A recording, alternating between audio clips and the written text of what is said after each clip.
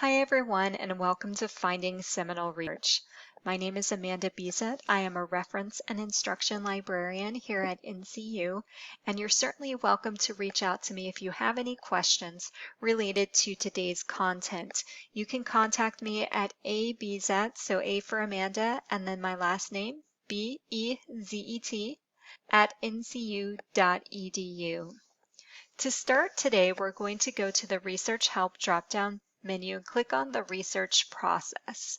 Within our larger Research Process guide, we do have a guide on finding seminal works, and that is located right here under Resources for a Literature Review. You'll see that there is a lot of other handy guides here as well, the Literature Gap in Future Research, finding systematic reviews, and exhausting the literature. But of course today we're going to focus on finding seminal works. So we'll go into our guide here. And so to start out, what are seminal works? Seminal works are sometimes called pivotal or classic or core or landmark studies, and they are works that initially presented an idea of great importance or influence within a particular discipline or profession. Seminal works contributed to a much higher level of understanding in the field. They contributed to a paradigm shift, or they presented an entirely new research area. So these studies are very important in that overall scholarly conversation.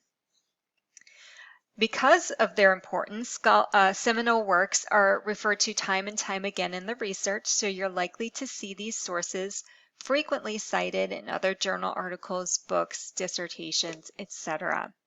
And you will most likely use seminal works in your theoretical or conceptual framework section of your dissertation. And we do have another session on finding theoretical and conceptual framework information if you're interested in viewing that workshop as well. So how do we determine if something is a seminal work? That's not always easy because there's a lot of different factors that go into that. And primarily, it relies on your exhaustive review of the literature to see what researchers are being referred to again and again, and what articles are of great influence within the field. We do have a tool that allows us to identify if something is considered seminal, and that is the number of citing articles. So there are several databases that present the number of citing articles, including Google Scholar. So we do have a link here within our resources box that talks about Google Scholar, and we're actually going to start out there. The reason why I like to pop into Google Scholar first is because Google Scholar is going to index the highest number of resources. So we're going to get the highest number of citing articles count within Google Scholar as opposed to other resources, which we'll talk about as well. So let's say that our topic is related to online learning. So I'm just going to type in online learning within Google Scholar. I'll get to see all of my search results, and then you can see that each record here in Google Scholar, many of you are familiar with it, has the number of citing resources presented. So we can see that this book by Anderson has been cited over 2,600 times. This article from 2011 has been cited over 2,500 times. So these resources are getting a lot of attention as it relates to the overall topic of online learning. And so you may, at a very broad level, want to do a search like this just to kind of scan the landscape and see, what is coming up that pops out to you with that high number of citing articles. Now, you also have to consider a few things as you're looking for citing articles. So let's take a moment to talk about that, because there's obviously no magic number here either. While these are high numbers, we do have to consider what year they were published, the type of resource they are. In other words, is this simply a textbook that's getting assigned, and that's why researchers are referring back to it, or are these really scholarly articles that are referring back to this original source, and is this original source considered seminal? There's a lot to think about, and again, this is going to rely on your own thoroughness in the examination and synthesis of the scholarly literature. Typically, there will not be any explicit labels placed on articles identifying them as seminal. Sometimes you may see that explicitly written out in a text or a dissertation or a reading list or an online guide, but most of the time you sort of have to draw those conclusions yourself based on the number of citations and the context of that source. It's also important to keep in mind that seminal works may have been published quite some time ago, right? So if we're limiting, like in our Roadrunner search, to, well, we can always, limit to scholarly and peer-reviewed, but let me just go ahead and do a search for online learning here. I'll use those quotes so I look for that as an exact phrase. But if we were to put on our date limiter, which we can easily do from our search results screen, we may be eliminating some of that important seminal work that came prior to that date range. So in other words, we may not want to put on a date limiter when it comes to finding seminal research. And in fact, I recommend for any doctoral research that you don't place a date limiter, because even some older resources can lead you to much newer resources that are really pertinent to your study. But especially when we're trying to find seminal works, which may in fact be older, we don't want to use that date limiter. Additionally, some seminal work is quite old, right? So if we're talking about seminal researchers as it relates to a particular theory, that could be significantly old. And in some cases, we don't have that content in full text within the NCU library. So I just want to reiterate here that if you do not have access to that full text within the NCU library, you are going to want to place an interlibrary loan request for that content. And I'm trying to find right now an example of an article that we don't have in full text. This one, it looks like we do have it in full text open access, but I'm going to click this link so you can see what happens if we truly do not have a resource within the NCU library. And yeah, no, in this case, we definitely have that source.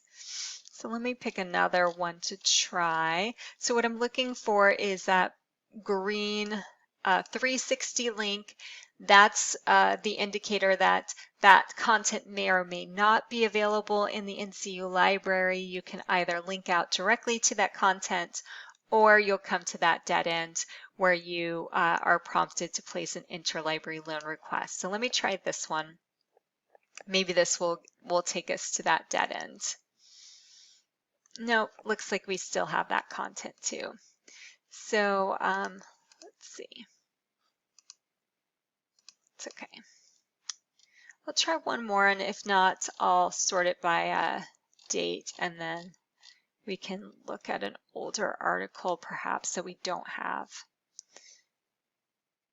Okay, let's try this one. No, we have all of these articles in the library. So what I'm going to do is sort by the date oldest, just because I want to show you what happens if we don't have that content in the library. So those are dissertations. I'm not going to look for those. Okay. All right, let's try this one. Teacher's role in online learning. Okay, so this is the page that you're going to get if we don't have a resource available in full text in the library. So what you can do is click on Interlibrary Loan Request. If you have not created an Interlibrary Loan account yet, you're going to click on Set Reset Password. I'm going to go ahead and log in. Just so you can see how quick and simple it is to place a request, because the system is going to auto-populate all of that bibliographic information, meaning the title of the journal, title of the article, the issue, etc. The only thing that you need to do is put which course you are currently enrolled in this box here, and then at the bottom of the screen you will submit your request. So again, Seminal works may be a little bit older and you may need to place that interlibrary loan request. It's also important to note that there's a difference between a Seminal author and researchers who just publish frequently. I'm also going to mention that while all Seminal works will be highly cited, not all highly cited works are necessarily seminal. And I gave that example earlier, like perhaps something is an assigned textbook or a publication guide, a citation guide. These are extensively used resources, but they are not necessarily considered seminal works. And finally, don't assume that a source is seminal simply because you found an online source that stated as such, right?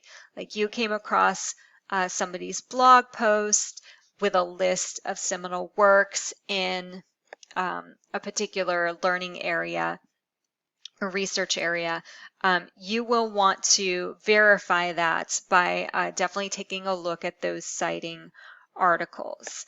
And so when we're talking about retrieving information online, first and foremost, let's talk about evaluating that information. So if you do happen to go out on the web and you find some information that indicates something is seminal, make sure you are following the criteria to evaluate that information that you've received online, because you want to be a little bit more critical about that than something that you may have found in the NCU library. So all of these considerations we need to talk about and think about when we are trying to find seminal works. And so we just did an initial search here in Google Scholar just to get the ball rolling and talk about that citing number. But now we're going to focus more on the resources that we have in this box within our guide, because we do have some very specific databases that do help with locating seminal works. So I'm going to start with Sage Navigator. Sage Navigator is a social science literature tool which helps you to identify key readings in specific areas. So I'm going to jump into Sage Navigator. So Sage Navigator is the closest thing that exists to a database that tells you that something is seminal in nature. So they don't call it that. They call it key readings, but I'd like to demonstrate how you locate those key readings, because those can be very helpful in terms of finding those foundational studies for your topic. The drawback with Sage Navigator is that it presents really just around 300 social science topics. So it's pretty narrow in its scope. So you have to search very broadly for content within Sage Navigator. So just as an example, I'll go ahead and do online learning again. Stick with the example we're using tonight. And you'll see that I have what's called a major work for the topic of online learning. Remember, you may not have a specific resource, a specific major work for your topic if it's more specific. So this is going to be very, very broad level. But I'm going to click on my online learning major work, and what it's going to present is a summary here. And then an overview tab is here, which you can get to a longer narrative about online learning, which is nice because they have quite a number of references at the end of that narrative. But if we go back up to the top, we have that key readings tab here. So I'm going to click there. Once I get to key readings, the first thing I'm presented with is this chronology graph here, which identifies when the publications were taking place having to do with online learning. And you can see that there's spikes at different times. So it's an interesting way to sort of visualize that overall conversation about that particular topic. Below that, we have the table of contents. Expanding that is going to allow you to take a look at those individual sections. So I'm going to go into this section on new and emerging technologies, and I have listed there the readings that they have included here as key. So again, we're going to want to sort of investigate that a little bit further. So just as an example, we can copy the article title. We already have a tab open for Google Scholar. I'm just going to paste that in to Google Scholar, and I'm going to keep that in quotes so it does look for that as an exact phrase, and I'm going to press search. So this publication is from 2006, and it has just 110 citations. So it's nothing crazy like we saw earlier with the thousands or hundreds. Some publications have hundreds of thousands of citations. So we're not seeing that level with this particular source, but because it was included as one of those key readings within Sage Navigator, it really has been evaluated for its contribution to that field and probably is considered seminal. Again, there's no explicit labels. Sort of this database may be as explicit as it gets in terms of identifying key readings in a particular area.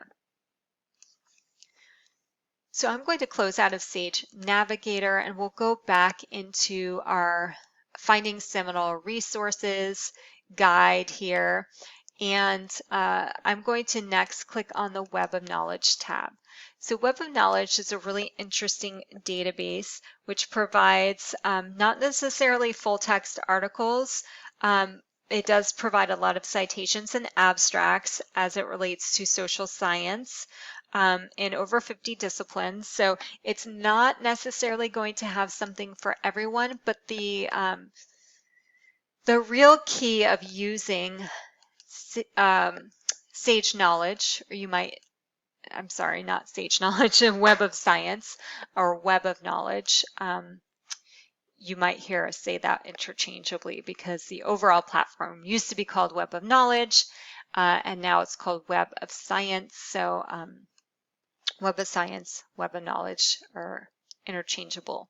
But here we are on the Web of Science homepage, and what I was starting to say is that the kind of importance here is that Sage Knowledge provides a lot of additional tools that helps you to sort of look at a article and its influence within the field by not only looking at the citing articles, but also looking at how many times those articles have been cited. So it's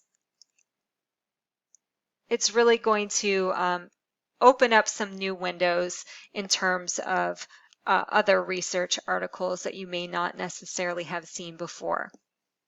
So to start out, I'm going to go ahead and leave my search box as all fields here, but we can change that to topic, title, etc. But I'm just going to go ahead and do online learning again, since that's the topic we're looking at today. And I do have over 4,800 search results, which is a little bit high, but really what I want to demonstrate are some of those tools that helps you with identifying if something is seminal. So the first thing that we can do here is before we even start looking at individual resources, we can change our sorting mechanism here. Right now we're sorting by the most relevant article first. What I can do is sort by the article that has the highest number of citations, right? So if they have a high number of citations, then that is likely to be a seminal work. And so here we have one on standards for reporting qualitative research that has over 2,300 results. We may need to get more specific with our topic. You know, this is kind of all over the place with online learning, but I really just wanted to point out that feature of sorting by the highest number first. So in other words, if you are investigating successful e-learning, maybe for doctoral students or whoever, maybe K through 12, whatever it is, and you haven't seen this article, you probably want to take notice because look at how many citations it has. So that's an interesting way to see what is really making an impact in the field by sorting by that number of citations. The next thing that you can do here is actually click on those 1,083 citations. You'll see here that dropped down very significantly to 452 results cited. The reason for that is we do not subscribe to all of the indices within Web of Science. So that means that there are a lot of records we do not get here. And I say we, meaning the NCU library. So when it comes to straight number of citations, if we wanted to know how many citations an article has, Google Scholar is still your best bet. So what we could do is copy the article title, go back to Google Scholar, paste it on in there, and then we see that this article has actually had over 3,200 citations. 1,000 of which, or over 1,000, were mentioned in Web of Science, but only 400 or so are available according to our subscriptions. So this is going to show straight up the highest number, but we have some additional things that we can do here in Web of Science that is very valuable. So one thing we can do is click on Analyze Results. This is a way for you to view those 452 citing articles according to different criteria. So right now we're looking at the Web of Science categories here. And so of those 452 citations, 241 records are related to educational research, 27 environmental sciences, 24 psychology, and then if I scroll down here, I can show those categories again, and if I wanted to select those, I could. Or I could hover over here and click View Records. But you can change this category here.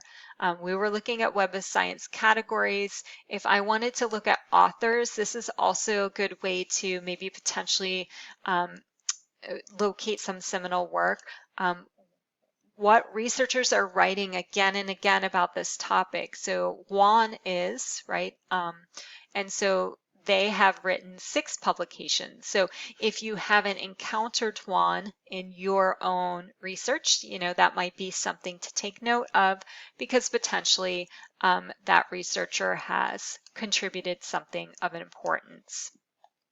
The last category that you may be interested in here is the research areas.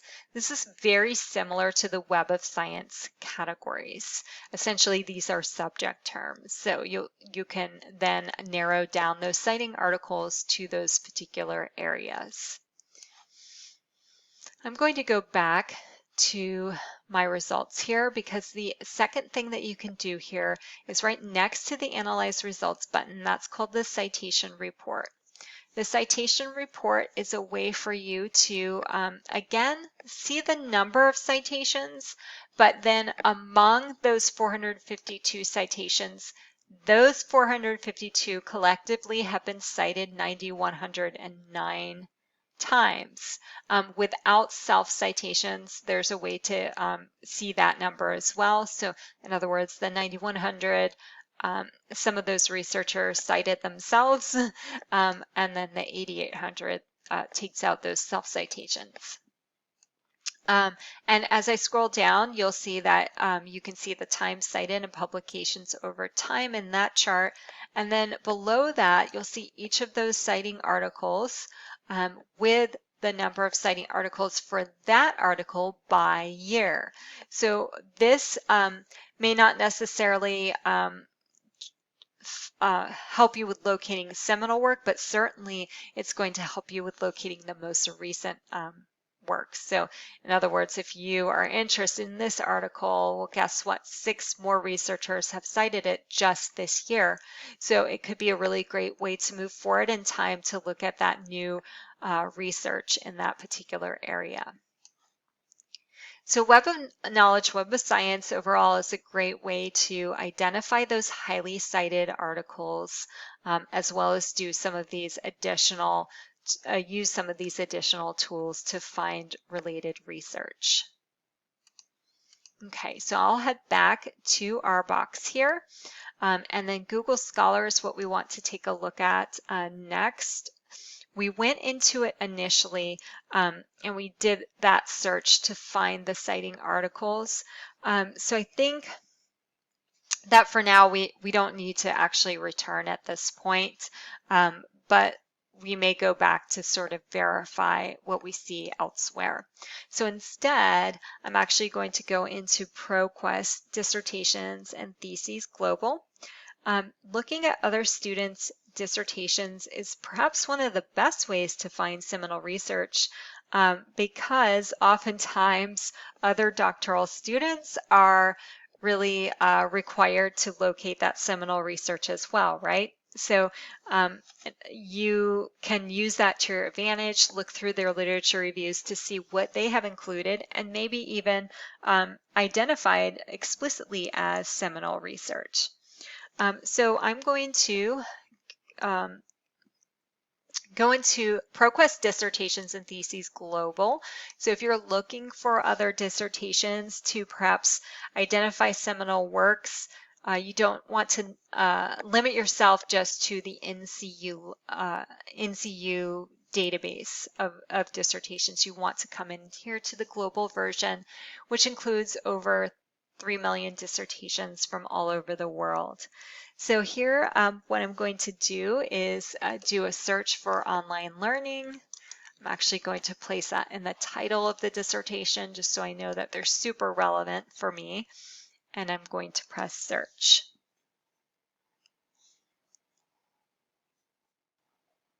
And so when it comes to identifying seminal works in other dissertations, it's possible that that would be located in the section that talks about theoretical or conceptual frameworks. And so I have 987 results. I'm going to sort by the most recent first, just so I have the most up-to-date dissertation.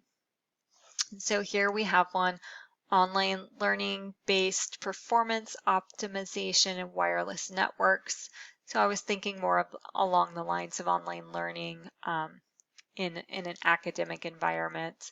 So I'm going to go into this one, assessing learners' engagement and motivation in the context of online learning. And so if I wanted to just read a little bit more about it, I could go to the abstract and details. The preview button has a 20-page, the first 20 pages of the dissertation, and I'm going to click on the full text PDF. And so of course you can scan these dissertations, you can download them as well, but Something you might want to try is searching the document for the word Seminal just to see if that particular student has identified that. In this case, they have not. You could try other terms as well, like landmark, but though that's not included in this dissertation either. So sometimes that's successful, but often it is not. And you'll just sort of have to look through the content there to see, what they have included in their literature review. So here's their literature review.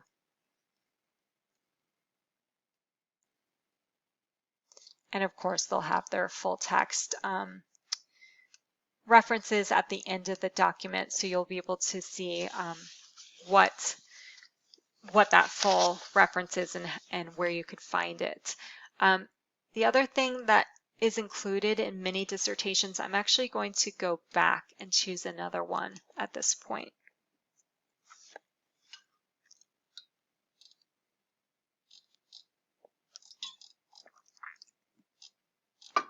Get one that's a little bit older maybe.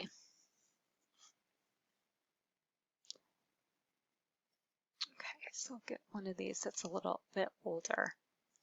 We'll see if this works. Okay, yep, so this is what I wanted to see. So we're on the PDF or the full text page for this dissertation. On the right-hand side of the screen, we do have a feature that's called foundational research on this topic. So if you hover over that, you will get a little box that tells you more about it. Foundational research on this topic is a collection of core research related to the topic of the seed document, that means the original, displayed on this page. The collection can be useful when building a foundational understanding of a topic or when selecting a topic for a research project. So, of course, they do not use the term seminal here, but as we're looking at the foundational research that they have included, you can see that this one has been cited over 34,000 times. This one has been cited over 7,600 times, over 10,000 times. So these works are extremely important within that field. So Yin, his case study research book, definitely considered a seminal work on case study design. So this is a handy box on the right-hand side of the screen. Additionally, at the bottom, you have similar dissertations. So that could lead you to additional dissertations that also could present you with some seminal works within those literature reviews. And these first two that we see there are NCU dissertations, which is pretty cool. This one is as well. Interesting. All right, so we've seen how to locate the key readings in Sage Navigator. We've seen how to view the citing articles or citing resources in Web of Science, as well as use those sort of advanced features. And now we've seen how to locate dissertations that could potentially present seminal works as well. One of the last things that I want to do today is talk about books, because books can also identify key research in a particular field, and they're typically more comprehensive than scholarly articles and dissertations, so that overview may be pretty thorough. Books are likely to identify prominent researchers in a field or describe key concepts and theories, or the history and evolution of a field. And you can look for chapters on background or history or theories, although sometimes those are integrated into other chapters. You also want to take a look at the references that are included at the end of chapters or at the end of the book. And we're going to start here. We're actually just going to look at one ebook database today, and that's our largest ebook database called eBook Central. So we'll pop into there. And eBook Central, as you'll see and By the way, these are all academic books. They should be appropriate for use in your research, but you're going to need to search a little bit more broadly than you would if you were searching for scholarly articles on your particular topic. So just for our purposes today, I'm going to stick with our topic of online learning and type that in using those quotes, and then we can take a look at what resources we get here. So we're going to go, I think I have a particular one I want to take a look at. And by the way, as we're scrolling down, you'll see a lot of older dates here, right? We talked about it earlier, how seminal research may be a little bit older, and you may not necessarily, one of these books may not necessarily be considered seminal, but they may identify a seminal researcher that's, even older than what this publication date is for the book.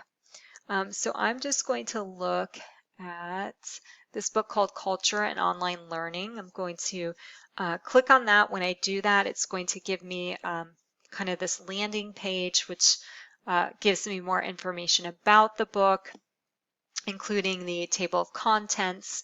Sometimes these are expandable menus, but I'm just scrolling down and I can see that we have all of these different chapters that we can jump directly into. I'm going to read online because you can actually search within books, again, for that word seminal if you like. So I'm going to search within the book. So there was only one result for seminal, and it's a little bit tricky the way they present that in eBook Central. You have to scroll down until you see the little indicator that that's where that information is. And then you can see that once you click on it, it does direct you into that page. And it says here, Rogers and Shoemaker's seminal work on change has obvious implications for online education leaders today. So, they have explicitly identified Rogers and Shoemaker as writing a seminal work. So you can always go to the end of the publication if that full citation is not presented in the narrative. That should be at the end of the book as well, so you can take a look at that full reference. Here we have Rogers and Shoemaker. So that's communication of innovation across cultural approach. That looks like that is actually a book. We may not have that in the library. If you find that that's the case, you need to get your hands on a seminal book. We do offer the interlibrary loan service for one single chapter within the book. So you can use Google Books or Amazon or maybe a publisher's website to identify which chapter is most appropriate for you. But if you need help finding the book locally, we also can help you to use WorldCat. WorldCat is a way for you to look for content available to you within a certain zip code. So what I can do here is actually copy this book. I'm going to copy that. It's kind of funky the way that you copy here in eBook Central because it pops up this box. But I just wanted the book title because I'm going to show you WorldCat. Let's say you've identified this is a seminal book, which we actually don't know in this case, but just say that it is and you're trying to locate that and we don't have it in the library. If you go to worldcat.org, you can paste in that book title and search. There's the book that we were interested in. We know it's the same one just by looking at the cover because that's what it looked like in eBook Central. And as I scroll down here, we have a way to put in our zip code. So if I put in my zip code here and click Find Libraries, it's going to show me the surrounding libraries that have a copy of this book. So if I was so motivated, I could go to one of these universities to check that, not to check it out probably, but to use the resource on site.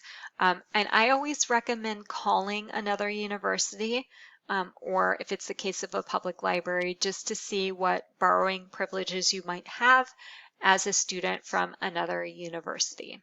So definitely call their library to see, what access you do have to that resource.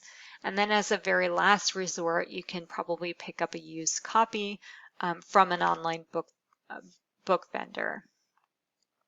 Okay. So we've covered really all of the library's databases that we present to you here within the resources tab. The last thing that we can talk about is just going out onto the open web to look for potentially seminal works. So we give an example here, seminal research psychology, something that you could search for. I will open up a Google search box right now just to see what we can find.